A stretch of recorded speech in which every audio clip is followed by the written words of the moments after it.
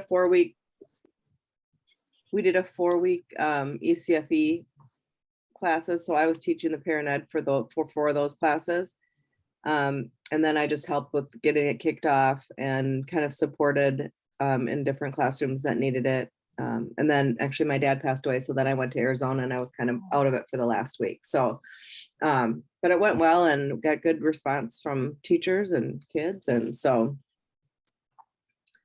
yeah, it was a good program. Good for those kids who really had nothing and now they're about to start kindergarten. So. Good. Is that the first year, Shelley, that you've done this program? For preschool, yeah. I mean, we always try to do a 4-week ECFE, offerings, but yeah, we hadn't done something like this before. And then will you do it again? Or will it be I don't know. Okay. I don't know. I think initially when we figured it out, it was, for those kids who had missed either, being on a waiting list, not making it in, Yeah. Or due to COVID. So just for learning loss type of things. It would be great to run it every year. There's a lot of kids who it would really benefit. Yeah. Yeah. So did you write the grant? I didn't have anything to do with it. So. Okay. I'm always interested, because my evaluator's mind is like, how would you measure it so that if there was a grant opportunity that came up, Right. That you would have sort of data or evidence of its success. And yeah, and I don't know, any of that part of it. So I'd be curious to know if they're gonna try to evaluate that. Yeah, well, even to have, I would imagine attendance was pretty good. Yeah, I think it was pretty good. It was Monday through Thursday and there was like a 6-hour day. So it was, they got breakfast and lunch there, and it was really good practice for those kids who are on their way to kindergarten for those 5 full days a week. Yeah, for sure. And then did you say those were ECFE kids? So this was like a transition program? No, it was the ECFE summer school ran for 2 or 3 weeks, and then the other program started up. So they were completely separate. So. Do any of the kids have younger siblings? Just thinking like it being an ECFE feeder or anything. Yeah, I guess they could. We certainly knew some of the kids that were in the program. Yeah. From ECFE or from Three's preschool or whatever. But yeah, hopefully it was a good experience for most people. Yeah. Eve, are you in Bloomington? So did they do any summer programming? First of all, can you hear me or am I garbled? No, yeah. We can hear you. Oh, really? Yeah. Interesting. I feel like my AirPods, 90% of the time, I can't speak into them. I can only speak into the computer. So maybe that's where I'm talking. I don't know. Bloomington did programming, but Eve did not do anything. So I just luxuriously am unaware of what went on. Good place to be. Mm-hmm. Absolutely. Good choice. Yeah. Are you full-time there? I'm really close to it. So I think I might have 10 or 11 classes this year. And then I do it's called FLT, Families Learning Together, which is kind of like what Shelley talked about. Our preschool families get invited once a month for parent ed. Mm-hmm. I feel like that sounds kind of like what you just did a little bit, like people who wouldn't otherwise be in the preschool program where just the kids were going. It didn't, the parents weren't involved. I thought you said you did parent. Oh, you did parent. I did for the ECFE. Okay. Yeah, different program. So. Okay, so never mind. Mine's a combination of that. The preschool families get invited to a parent ed once a month in our district.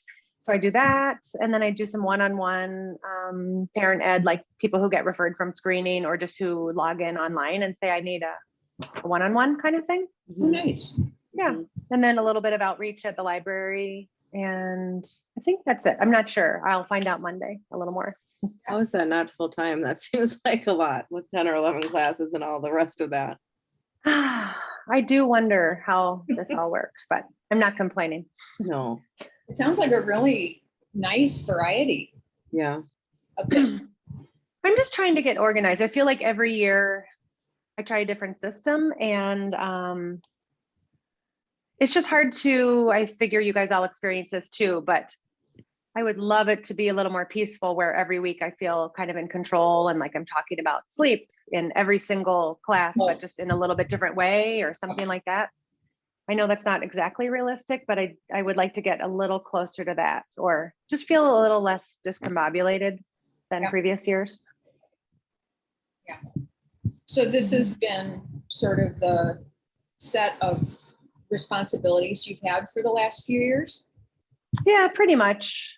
I think it's mostly the classes though that are hard. You know, when you go from ones to twos to babies to mixed age, Yeah. and trying to not feel like it's a constant, or this is for me anyway, it's hard to feel like I'm constantly shifting topics, and I do a lot of slideshows, and Mhm. maybe I just need to streamline my own what I do a little more and just like have conversations with families. I'm going to shift a little more to that this year, I think.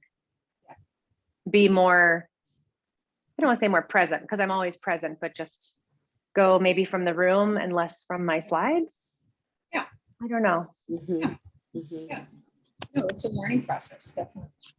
Yeah. Is your preschool parent ed, is it like, does that run year round? When you do the once a month?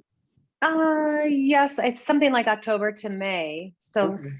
theoretically, I don't know how it'll work exactly, but I think everyone will get invited to an October, November, December, January. I don't know how they'll do it. I'll be going probably to all the different preschools and all the sites, I mean.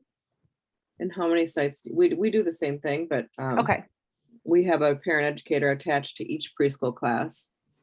But we're always Oh, trying to okay. like improve our family engagement and, see what's working. So yeah, I don't know if you have stuff that really works for you or. Well, last year we didn't really do it. So we're kind of a couple years Okay. out from what we used to be doing. So maybe I'll talk to you as this year goes. Yeah, that'd be great. I think I'm the main person. There's one other person who will do some of them. And I think it's about 7 different sites, depending. Okay. Yeah, it's a great thing to add to preschool for sure. Mhm.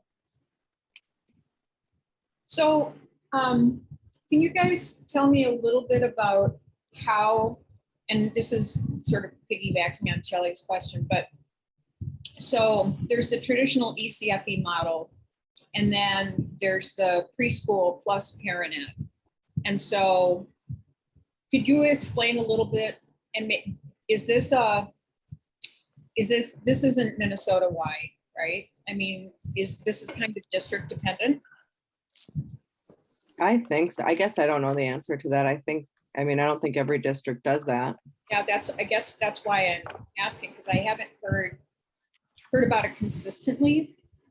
So do your 2 districts then, so basically, if I have a child in preschool, how do I, as a parent, how do I relate to the parenting educator? Is it a workshop kind of thing?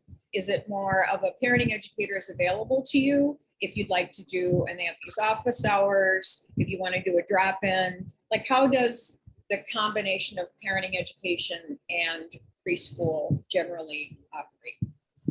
Well, I can kind I of tell think you. for us, Go ahead, Evie. Go ahead. You can go. okay. I think for us, what will happen is you have a child in so-and-so's preschool class and you'll get your basic welcome letter. You know, I'm your teacher and these are the whatever, don't forget to pack a snack, whatever the different basic things are. If you ever have a question about parenting or want extra support, you can contact Eve and here's her info. And then a month later, in a different newsletter or communication, it will say, everyone in Miss so-and-so's class is invited at 3:00, next Wednesday to a session on, but I'm not sure what, on emotional regulation with Eve in room 204. Come if you can. And then that'll happen every month. And it'll probably say once a month this will happen and here are the topics. And in the meantime, you can communicate with her in between this. Does that answer kind of what you're asking? Totally. Okay, Yeah. in every class. And I think that'll go out in Seesaw is my best guess, from the preschool teacher to their families. Okay. And And I would say for us, like typically this is before COVID. This is like how we, the last 2 years has not been typical, but initially, like, so we have, I think, 7 or 8 parent educators in our district. We're a really big district. And so each one of the preschool classes has a parent educator assigned to it.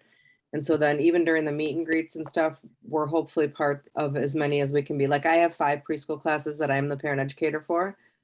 So obviously I can't make it to all of them because they're all at the same time, but that initial contact, hello, here's my information, you'll be hearing from me type of thing. And then usually in early October, we'll do a parent ed class where we'll invite the parents to do an activity in the class with the kids. And this is pre-COVID because we haven't done that for a little bit. And then I do a parent group after that. And like the first one is usually on what can you expect in preschool. So then we talk about that. And then, yes, there's one-on-ones and there's, we attend conferences as many as we can, especially if there's an issue with a child or a parent or they need extra support. Those are the conferences that we'll, prioritize. And then I would say at least 6 or 7 or maybe 6 times a year, we'll do a parent group. In the spring, we do a, transition to kindergarten, and this is what you can expect. And this is what, those kind of things. In December, we do a, because we have 5 magnet schools in our district. And so that sign up happens in December. And so we usually do a parent session on that. And then we'll try to do, a random parent session, maybe on self-regulation or nature play or something like that. So we're kind of connected with that class the whole year. So, but we're always we keep talking about how do we make it better and how do we, it's hard to, and really like we were just talking the demographics of our, we have 19 elementary schools in our district. 13 of them now have preschool programs in them. And the demographics are different in different places and the classroom makeup is different. So what we're doing and what one parent educator is doing in one school might not work for a different school. And I don't know, we're just trying to figure out a way to make it, work for everybody. Yeah. Interesting. Yeah, I'm really fascinated by that model because, working in early childhood or with childcare providers and in early childhood settings in other states, and even in Minnesota, it's like, why not?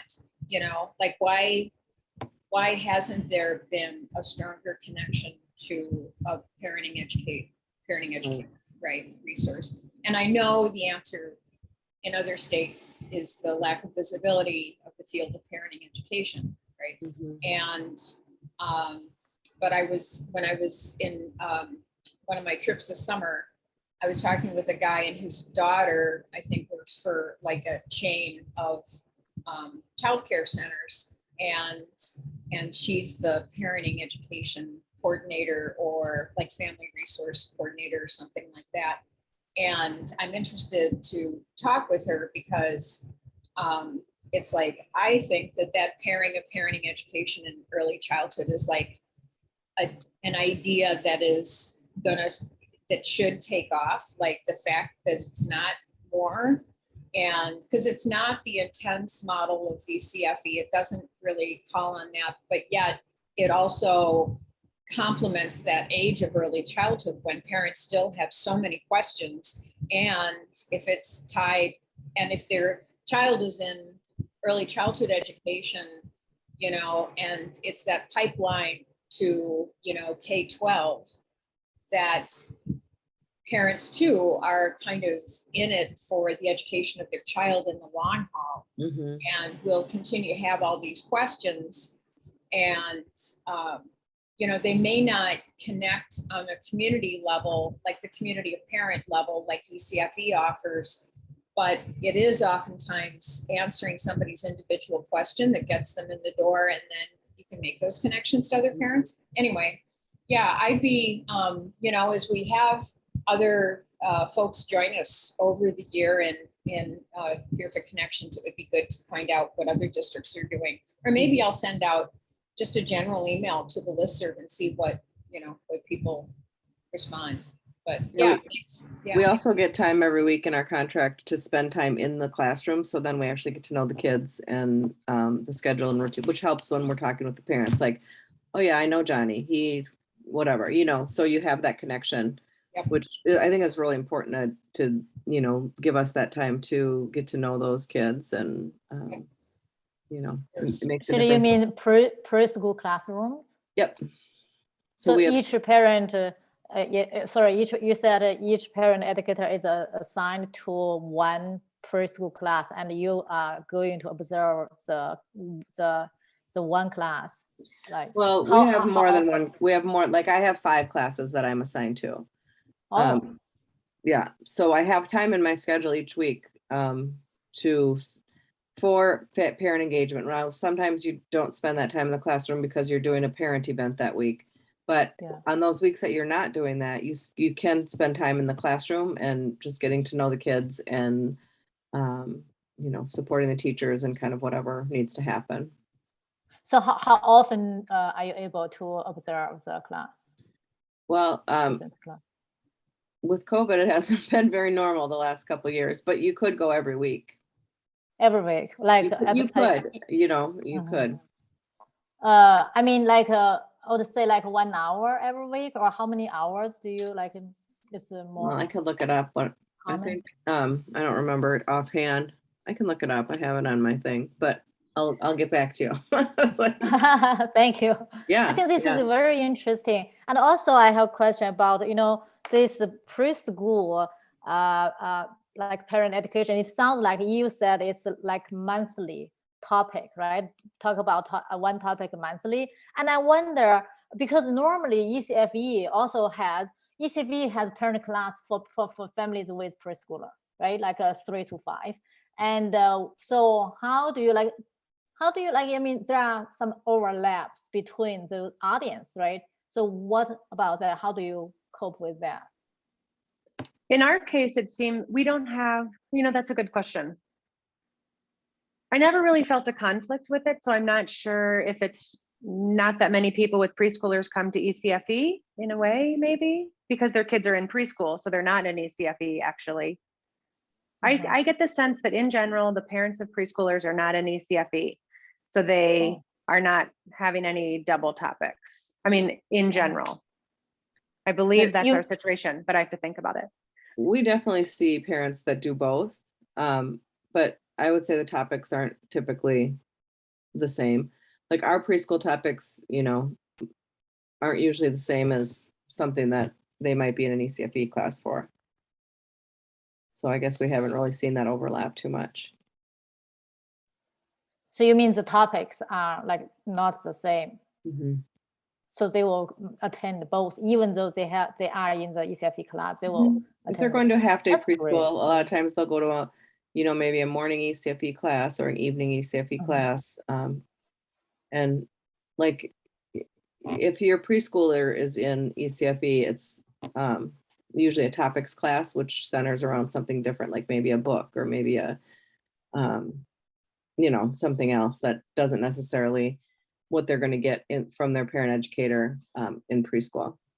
Or maybe situation or some situation happening in the classroom that called a parent Mhm. education session. So the thing, so do you have this like data like sees how, I wonder how many percent of the parents in you know, of the preschoolers attend ECFE or not? I don't know how many. You mean who attend the parent group that's related to their preschool class or separate ECFE? No, not separate ECFE. So irregular ECFE class. So how many percent of these parents attend the ECFE class? I don't know. No idea. I think pretty Um, small for me, because I have a Monday Small. evening class that is a lot of preschool parents, and that's about it. And then Oh. we have hundreds of kids in preschool. So I don't think we have many. I get the sense that there's not much overlap for us, but I might be wrong on that.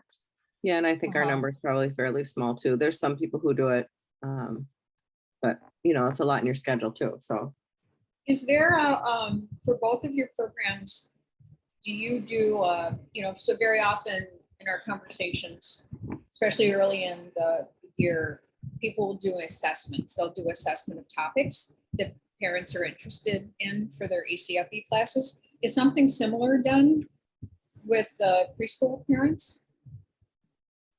Or like when I'm thinking of the monthly meetings, topic meetings that you would have, is there a sort of a response to an interest, or are there, for your own sanity, sort of that established topics that we know you're interested in and we're ready to talk to you about this?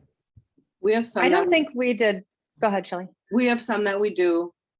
Everybody does, you know, there's probably 3 of them that are related to their schooling and our program, and, you know, but then, yeah, I think that and it's up to the parent educator, you know, everybody might handle it a little bit differently. But I think most of the time people ask parents, what are you interested in hearing about? And go from there, just like an interest finder. And I think for us, a couple years ago, we only had 3 times a year.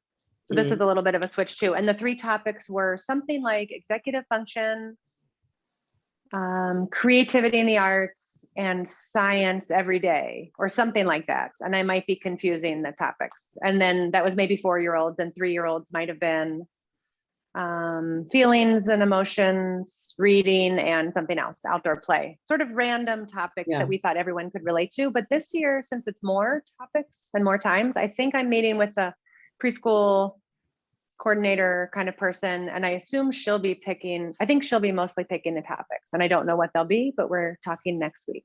I don't think we ask the parents, but I assume we would go off if we heard a large number of people asking about something. I hope they'd take that into account, but I don't think they're literally surveyed from my understanding.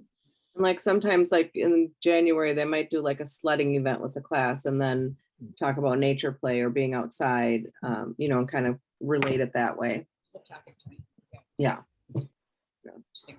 And then is there sort of a media presence in the sense of like a Facebook page that the parenting educator has individually, or if the parenting educator participates in like a Facebook page from the preschool program, sort of that? So outside of the I'm available to you and then their monthly talks, is there like an even wider, so there's individual, group, and then sort of a mass media presence through, say, social media or a newsletter that goes out or something like that? We don't do that. Okay. At least we haven't in the past. Yeah. And I think for us, I communicate by Seesaw, and or I communicate to the teacher, and the teacher sends it out in their newsletter to the families. Yeah. I used to have my own website a couple years ago, but they took that away, not in a bad way, but I don't know, someone changed the plan. I thought it was kind of helpful because then it was a one-stop shop, but then I believe we have an early learning newsletter that goes out to everyone that could have resources if we had things to put in there, but I'm just not sure how I'll be this year. Yeah, I'm always interested in sort of infrastructure. Mm-hmm. And we use Seesaw too. Like I communicate with families via Seesaw. So it's interesting. So Seesaw seems to have kind of survived, you know, because I remember early years, you know, probably, gosh, was it 2015? Yeah, so maybe 7-8 years ago, that you know, Seesaw was being used by some, and then so Shelley, is it kind of a staple now for connecting parents of preschoolers in your district? It has been since COVID. Yeah. Before COVID, a few teachers were using it, but then once COVID hit, then now we all use it. And I think it's been good. Yeah. And I mean, we used Parentopia for our ECFE classes the last couple of years. And that's what was helpful as well, just because of all the different models that we were using for conducting classes. Yeah, the only, you know, and I wish, I don't know, has Seesaw created any kind of so my understanding of Seesaw is that it was sort of like from the educator to parents. to an individual parent. Like I've got, if I have 20 kids in my classroom, I can reach out to individually each parent of those kids and give them information about what's going on in the classroom, how their individual child is doing, have individual parent teacher communication. Yeah, I mean, you can do that. When I use it, I usually use it for the whole group and like an announcement of some sort or information of some sort and attach a handout or whatever, and it just goes to the class. Right. And then can the parents as a group talk to each other? Yes, Oh, it can. Good. Okay. Because that was a feature, I I think, think so. years ago that Seesaw didn't have. Eve, is that right? I haven't used it for a while. Can they Well, talk to each other? I just put in the chat that I believe it's about to change for the better. Okay. I don't know in what way, but someone just messaged me yesterday that there'll be a bigger group interaction Okay. feature, but I don't know what that is. But last year, what the deal was maybe Shelly would post, my child's having trouble with such and such. Does anyone have experience with that? And I would have to approve the comment and Right, post that's what it. it was. Yeah. Yeah, so we could do it, but people really in our classes didn't use it. I think they felt it was cumbersome and or they didn't want to be online as much. So pretty much no one did it. But I forgot something's the approve changing. thing. Yeah. Yeah, which I think could be good because otherwise I don't think we get much parent interaction online in our case. And then some families literally don't check at all in the preschool classes, which is frustrating to the preschool teachers from my They work- understanding. Yeah, well, they work hard on those, on that Mhm. seesaw. Yeah. Yeah, that's, being interested in technology, I'm always interested in Yeah. these, platforms that do what you want them to do. But, the other side of it is even if you have a platform that does what you want it to do, is do people use it? Right. And, and parents of young children are kind of a tough nut. Yeah. I mean, from the sense of the predictability about their online participation, Yeah. and so even if you build it, they may not use it in the way that you've designed it, but they may get some utility out of it. Like for instance, with Parentopia, one of the things that there wasn't as much discussion as it was sort of designed to facilitate. But what parents appreciated about it was that it was one place that they could go to get information from the early childhood teacher, information, like the place they could go to check, is it my day for snack? Like Right. is school closed, that kind of thing. Which, it still has a function. So, Yeah. yeah. I had some groups use it more than others. Yeah. And I liked it that I always posted whatever we were going to talk about the day before and like put out a leading question, like Yeah. for class, take some time to think about whatever it is, so that they kind of come in knowing what we're going to talk about. And, Right. not everybody looked at it either. It's like, Right. but Right. Yeah. And I wonder, does your district use Facebook much? we have a Facebook page for early childhood education. I don't know how much it's used. I mean, we post like when, classes are coming out, when, we're advertising things, but I don't think it's used a ton. Because since Parentopia won't be available, I'm interested in the other platforms that Mhm. could be used. Yeah, I wonder. Like creating, a group page, for the ECFE, because there's a lot more privacy controls now Yeah, than there were before. But the downside is that the growing number of parents who are coming into ECFE are not using Facebook. right.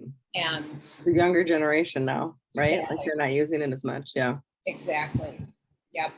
And I don't think that the platforms that they do use, like Instagram or TikTok, would accommodate that. So, So I don't know how to use those. Anyway, Yeah. like I'm like TikTok. I mean, I don't- know educators that do use them, but they I don't know. use them in like the way that we would need to use something like for EC.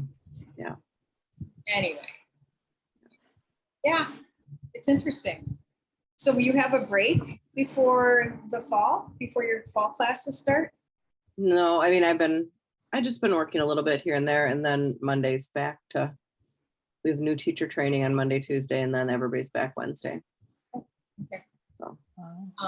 Do you have a lot of new teachers in ECFE this year?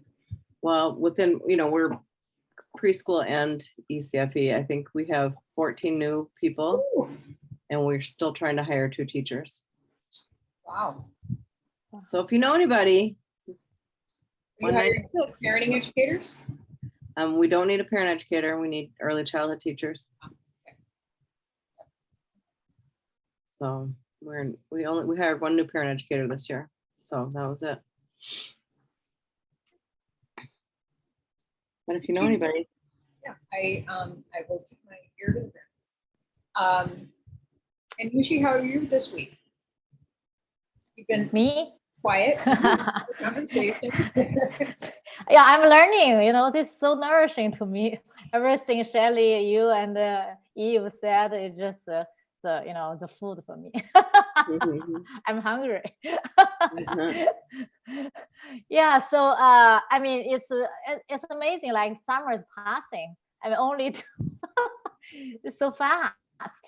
I wonder, like, is it every district in Minnesota? I mean, the ECFE, right, start in September, the same time with school? No, No. Oh, no, I mean, No. my understanding is, so the districts I've worked with, they may, so what is Monday? Monday's the 23rd, is that right? Something like that. So, generally, 22nd. the 22nd, yeah. Yeah. So the first couple weeks might be, teacher orientation and that kind of thing. I think a bigger, and so, and then there's also like when classes start in the district, which it could be different. And then I think a real variable is when ECFE classes begin. Because I know some that are, so Eve, when you say workshops start Monday, first day of your classes, your ECFE classes, is that day? First day of workshops for like professional development, welcome back to the district. For the whole Bloomington district, all comes back Monday. Okay. And new teachers already came back this week. Okay. And we're small. We have 2 early childhood teachers, 2 parent educators. So we're little. does that mean the parent educator, I mean, all the teachers, they start in August, the third week of Yes. August? Yeah. Wow. Wow. Well, And part then you see, of it is contractual in terms of what the union calls for. But then the other thing in terms of, and then every district too with the state has a thing of the number of school days Yeah. that the kids have to be, and things like that. So, I think that it's, I mean, there's structures that have to be aligned. It's not just precarious, right? And then, but probably varies greatly by size. And my head is so it always is, so skewed because like our classes at the university, can't begin until state fair is over. Yeah. so it sounds like the workshop start on the same day for every district. How about the resource, like, the organization of the workshop and the resources are districts share the same resources, or each district has their own schedule and their own resource, their own? Yeah, each district had, like, we've been working on workshop week since spring and organizing it and getting, what we want to offer. And we're still working on it. It starts on Monday. But I mean, it takes a long time to get everything done. And I think every district does their own thing. Eve, wouldn't you agree? And you guys I might think not, the principals of every, the principals of every level of school communicate with each other. Like every high Mm. school principal is in a high school Right. principal group across the state, and they communicate, and every ECFE director, I think, is, maybe not every, but almost all of them communicate about how we all run the programs. But I think every district is very separate. Otherwise, I don't perceive there's sharing of information or resources or anything, unless I'm way off on that. No, I think I agree with you. I only attended one workshop in St. Paul district.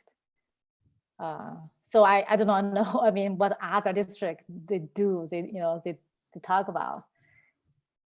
yeah, I know one school district I worked with had like 3 days of professional development before the school year officially started. And like a lot of PD that I've been involved with through the years, like it's usually very jam-packed, right? Mhm. Because every possible topic. So there's the administrative topics that have to be covered. Yeah. You know, like if there's if the school district has required, just like the university would require, like a training on sexual harassment or a training on bias, racial bias or something like that. So that has to be worked in there. And then there's the, profession, there's like the important like teacher training topics Mhm. that are, like, because I've done them on technology before for school districts and but it could be on, collaboration or marketing or engagement or whatever. But I just know that I've seen the agenda, and oftentimes as a speaker, I've been very limited. Like, it's like you can talk within like this Yeah. box of time, and then they'll take a 10-minute break, and then they're going to start this topic, and so it can be quite a lot. It's usually, I don't know, has it been constructive for you guys? I think so.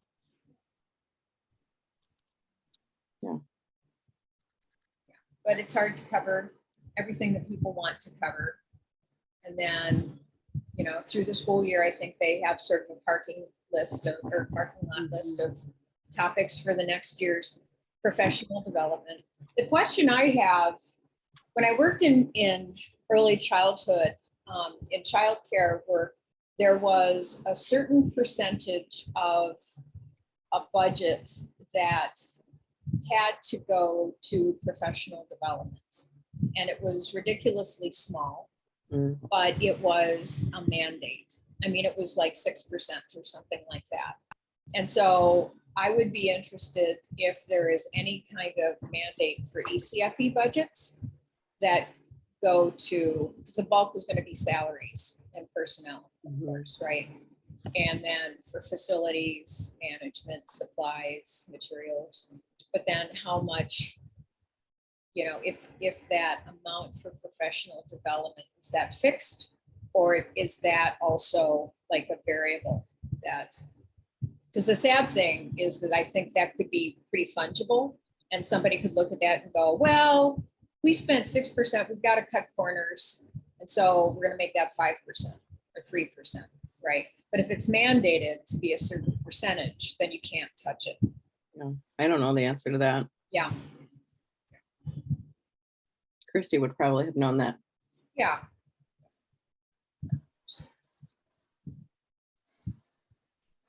So I still have a question in my mind when we talked about the preschool and the parent education, right? So it sounds like ECFE class. It sounds like you from Eve and Shelley, you shared. It sounds like to me, ECFE has less parents with children of preschool age than compared to younger children, right? So I would imagine, like, maybe I am imagining several reasons, right? So in the beginning they need more help, and also they have more time. So are there other reasons? What do you see? Well, I think we have like all of our topics classes during the day are birth to 5, and our evening topics classes are birth to 7. So we have kids all the way up to age 7 in those night classes. Oh.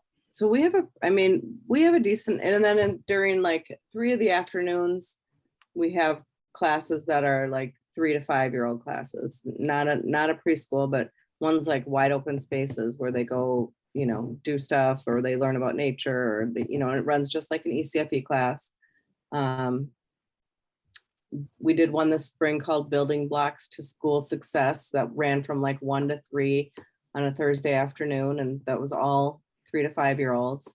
And some of them were in preschool too, but that was just an extra class. So we do try to offer stuff for preschoolers as well. So, I think some preschoolers aren't in preschool, or they're in like a community preschool that, might be 2 more weeks a week or something like that.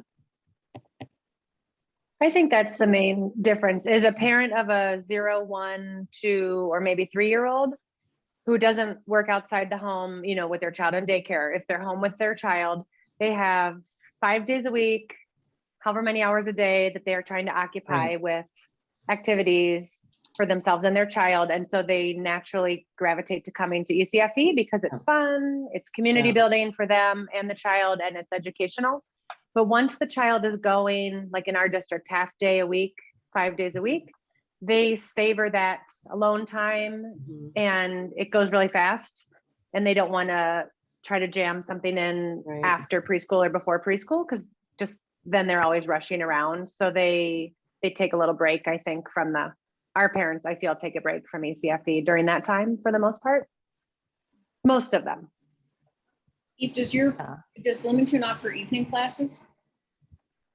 Just Monday evenings. Oh, wow. And it's full. It's full. And then we have a once a month Saturday class, which is for anyone, age wise. So people come to that with preschoolers, and the evening one also some, but Still. yeah. And we have Monday, Tuesday, Wednesday, Thursday night classes. And most of them are topics classes, which is birth to 7. Wow. How many evenings do you work, Shelley? Just 1. I used to work 2, but now I just work 1. Okay. Wow. So for you for Saturday and Monday evening, you said Monday evening is very full, and for like, is this for birth to 5 or for birth to 5? Yeah, something like that. And Our night classes are always full. It's just, the day classes aren't always full, but the night classes are always full. Yeah. And what time is your evening class? Ours are 5:30 to 7:15, or they were last year, I'm pretty sure. Ours are typically 5:45 to 7:45. Oh. Unless it's babies, then they're a little bit shorter and earlier. Oh. Thank you. Wow. It's interesting, right? It seems like parents, they're still in the daytime. Some they are working, I guess. Right. And a lot of times at night, will both mom and dad come. Oh. Yeah. So it's a different vibe at night. Do you offer virtual classes? Offer which one? Virtual. Online. Virtual. We are offering one this year. One? Just one this year. We have in the last couple of years, obviously back and forth have offered, but we are doing one, and it's a parent only, just an hour. So we'll see what time? I think it's like 1 to 2 or something like that, some afternoon, or 12 to 1 or something like that. So if people are at work, they could join over their lunch hour or. Oh, that's smart. We'll see. We have never done it before, just the parent only. We've always done it with kids. So we'll see. We have an evening parent ed class on Tuesday evenings that last year was Thursday evenings, and it's 8 to 8:45. So the parents try to get the kids in bed and then come online. Yeah. And it was pretty popular, meaning I had a great group of about 6 families who came every week. Awesome. It's not for everyone, but it fills a certain niche of someone who needs to Yeah. I agree. Yeah, have support in the evenings, and Mhm. we'll see how that goes this year. Yeah, I was just thinking there should be, and I know this is like somebody's job to coordinate this, but like one site where you can go district by district and look at their catalog for the Oh, yeah. upcoming year, because, like I know, like, Christy will post your catalog, Shelley, right? Yeah. But I don't think that the MDE site does that. I think that it will, it has like it has a directory where you can look up the contact information for the ECFE program in your school district. But I think that's about it. And maybe a website, so if the handbook or the catalog was listed. Mhm. Usually you'll have to, maybe you can like contact NDE and offer to do a descriptive analysis of ECFE programs in Minnesota. Oh.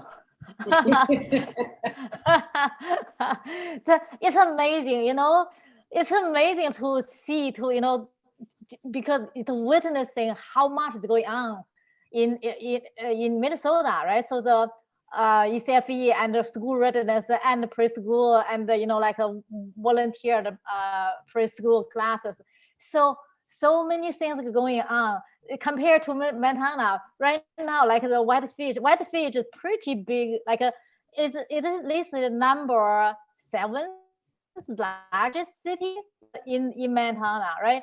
But the community education department is closed since 1 year ago, and still not opening, right? So nothing going on.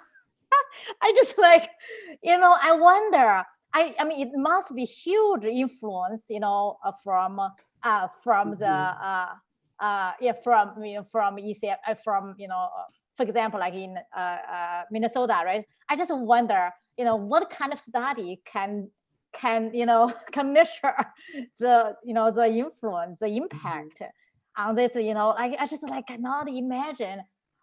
Just like the energy, right? So like it must make like huge impact on all children, on all families.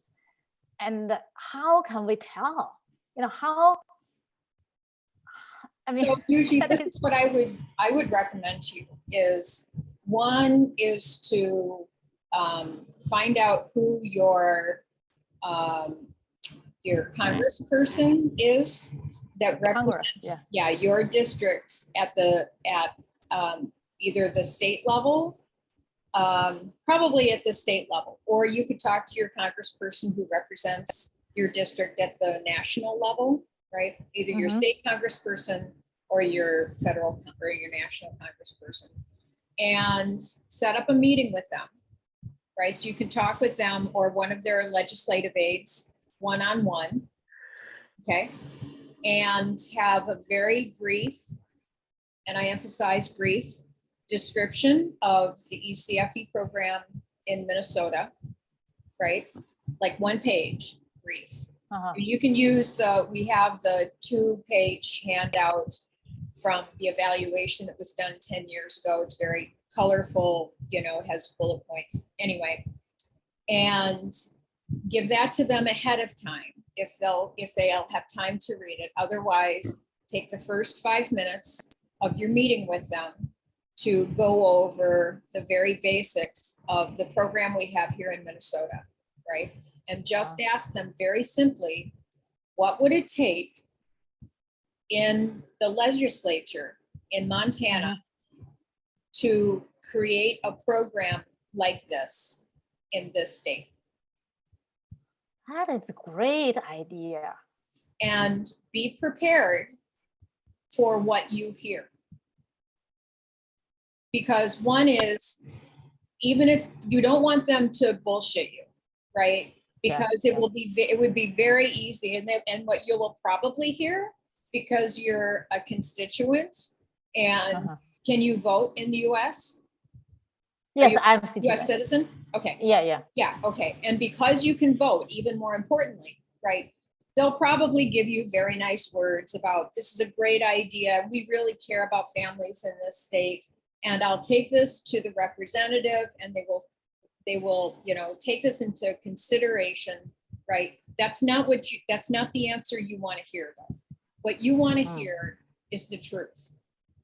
You want to hear like either A, there is no way in hell a type of program like this is ever going to happen in this state, and this is why. And they will give you all kinds of, I mean, it's the reality, right? Especially conservative politics. We don't want the government telling us how to raise our children, right? We don't have it in the money in the budget to be hiring parenting educators. We're lucky that we even put any money into childcare in this state, you know, that kind of thing. You know, but to hear from somebody who presents the realities of the political challenges that a program like DCFE in Minnesota had to face even 40 years ago, you know, I would be very interested to talk to current legislators to see if this program didn't exist, would it make it today in today's legislative climate, right? Anyway, I think when you say, you know, what it is going to take, research is not, it's not going to take research. There's plenty of research about the importance of early childhood and the importance of parenting and all of that, right? What we're talking about is money and the political will to make a program like this happen. You sent me an email the other day about Oregon's program, right? Yeah. And so almost like you're hearing Eve and Shelley talk about how individual districts operate in slightly, you know, similar ways, but different ways, you know, there is individual decision-making in those districts and individual budgets, right? And a constituency and diversity about the population and that sort of thing that's considered. And so right now, you'll have a state like Minnesota that has a program like this. You'll have a different but similar program in Oregon. You'll have a different but similar program, say in Missouri or whatever. And right now, that's about as good as it's going to get. But if you really want to know what it's going to take, then you need to be prepared for the hard answers. Because, and that's where I would say, you know, talk to somebody in the legislature, because they'll let you know. Outside of that, it's going to be private funding. So these legislatures, you mentioned it's a representative, House representative, right? Or senator. Which one is better? I go congressperson, not a senator. Okay, Congress. Yeah. Okay, thank you. And you mentioned the 2 pages, you know, like this, and also you mentioned the short video. That is an awesome idea. So Eve, do you have this short video available? I think on our website, and I'm in Bloomington. So if you look up Bloomington, I think it's bloomington.k12.mn.us. Just Google Bloomington Early Childhood Family Education or Bloomington ECFE. And I'm curious what you guys think too. I think it's a really representative video. It just shows a snapshot of parents and children and the parent educator, and it lets someone visualize what we're talking about, because otherwise I think it's really hard to picture what is this ECFE when you read about it. So, or maybe someone else's district has a better video, but check out ours or a few other people's online. And there's a lot of them. Aren't they on Friends of Family Education? Isn't there a bunch of them on there?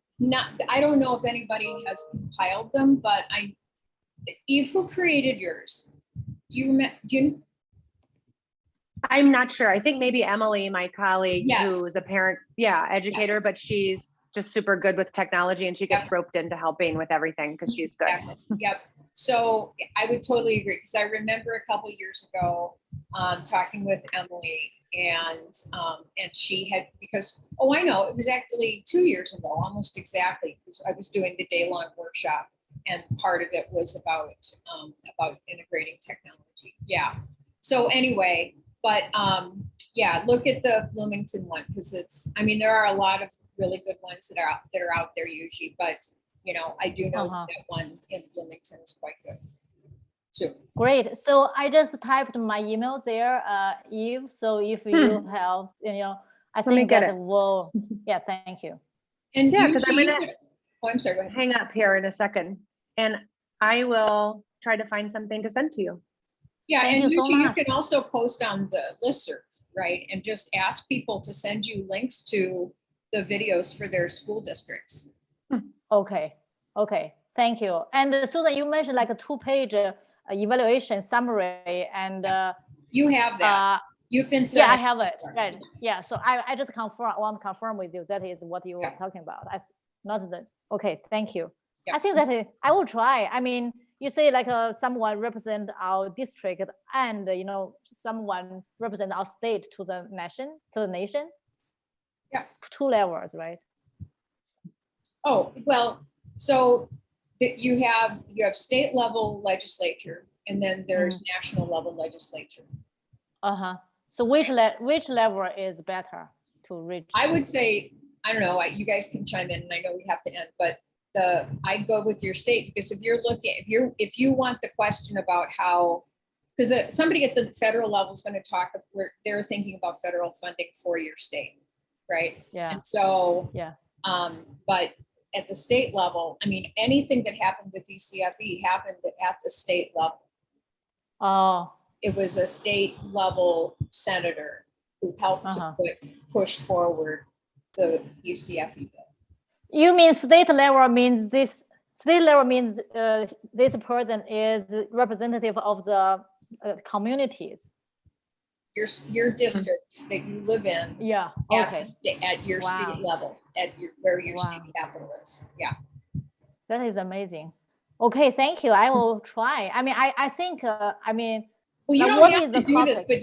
but you keep going, like, and I want I to. understand the frustration, like, what is it going to take, right? And so I would just say, you should know your battles, right? Know what the answer to that question is. A tremendous amount of hard work, right? Yeah. So what topic, like, you think it could be attractive to them, like can attract their attention? So what I say is, if I want just to schedule a meeting with you, or for talk about what? Yeah. Right. Right. Yeah. Thanks. Okay. Thanks for coming. Yeah. Thank you, Eve. And if they have a legislative aide who does education, that's the person you would talk to. Because depending on the size of like I talked to Al Franken's aide and he oversaw education, right? So, but best if you can talk to the person directly and, talk about, maybe just call it early childhood education, talk about families, supporting families in your district, something like that. So. Thank you. Yeah. Maybe it's supporting parents and family. Thank you. Okay. I'm signing off too. Yeah, me too. Well, thanks, everybody. I'm going to be gone for the next 2 weeks. I'll send something out. So, but I think as the semesters are beginning, or the fall year, It'll be crazy. yeah, people will be. Well, I'm going to be in Chicago next week, and the next week I'm going to be at the United Nations. So, but Wow. but anyway, no. What I was thinking was, with school starting, I think there'll be more of the parenting educators that will be signing on to talk about school. Yeah. starting. So, yeah. So Susan, will you share what you're doing at the United Nations with us? I gotta go. I'm sorry. I'll put it in. I'm on an expert panel talking about families. Yeah. Okay. Thank you. Yeah. Thank you. Bye. Thank you. Bye. Good luck.